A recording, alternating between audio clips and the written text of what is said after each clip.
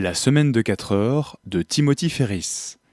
Comment libérer ses journées pour se concentrer sur l'essentiel par Anastasia Saminguine-Cherkaoui.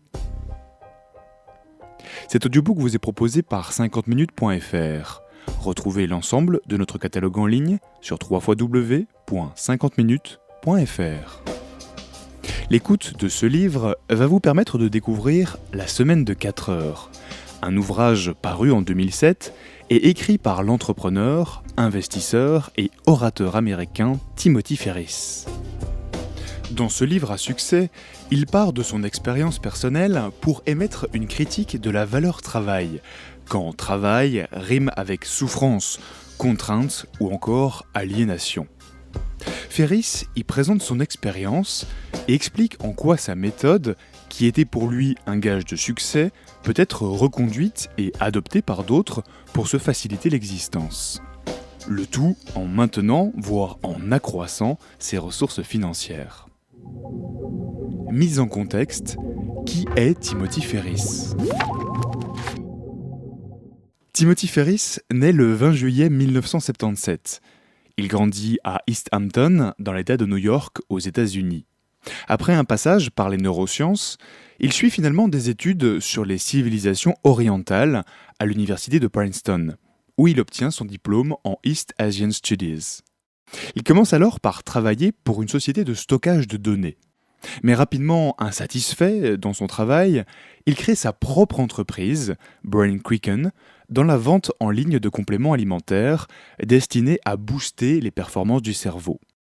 À cette époque, il fait d'ailleurs un usage personnel et médicalement surveillé de stéroïdes et de testostérone. Il va ensuite mener plusieurs activités de chef d'entreprise et d'investisseur, essentiellement dans des startups. En se basant sur sa propre expérience, il théorise une forme de réalisation de soi grâce au recours assumé à l'externalisation et à la délégation. Cela va le conduire à dispenser des cours, animer une émission de télévision ou encore réaliser des vidéos sur son blog personnel. Timothy Ferriss est fasciné par les records et les disciplines sportives. Il est titulaire d'un record du monde de nombre de rotations de tango effectuées en moins d'une minute. En 1999, il remporte une médaille d'or en sanda, un art martial chinois.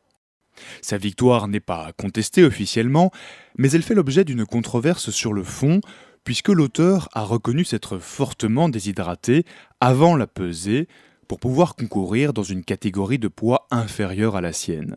En plus, il a recouru à une subtilité de règles, ce qui lui a valu de remporter tous ses combats par chaos technique. Au lieu d'une victoire acquise par ses résultats sportifs, il a fait en sorte que ses adversaires sortent du périmètre de combat pour les éliminer. D'après lui, ces pratiques sont aujourd'hui monnaie courante. Timothy Ferriss est issu d'un courant lié aux nouvelles technologies, à l'entrepreneuriat et à la réalisation de soi. Il représente à lui seul plusieurs facettes du développement personnel tel qu'il se conçoit depuis les années 70. Cette pratique trouve son origine dans la philosophie antique et la psychologie humaniste. Elle a pour objectif, comme son nom l'indique, l'épanouissement de soi. Le développement personnel résulte d'un mouvement dans les années 60 et 70 de libération par rapport aux structures professionnelles, familiales ou encore religieuses qui prévalaient jusqu'alors.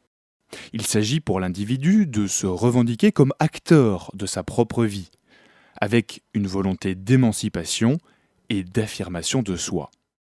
Le mouvement hippie et un certain engouement pour des spiritualités autres, orientales, indiennes ou encore amérindiennes, font leur apparition, tout comme des courants plus théoriques.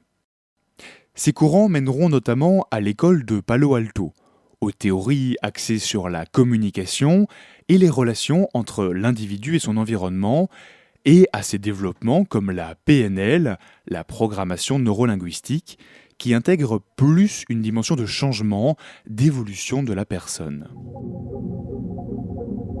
Synthèse de la semaine de 4 heures. En se basant tout d'abord sur sa propre expérience, Tim Ferriss élabore une série de recommandations pour améliorer ses performances professionnelles. Attention, ce sont bien des recommandations, mais pas des théories. Cette amélioration tient en 3 points. Premier point, éliminer.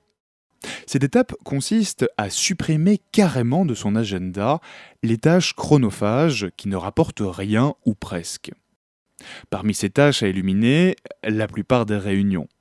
Pour Ferriss, une réunion doit avoir 1 heure de début, 1 heure de fin et une finalité précise, c'est-à-dire qu'elle doit obligatoirement aboutir.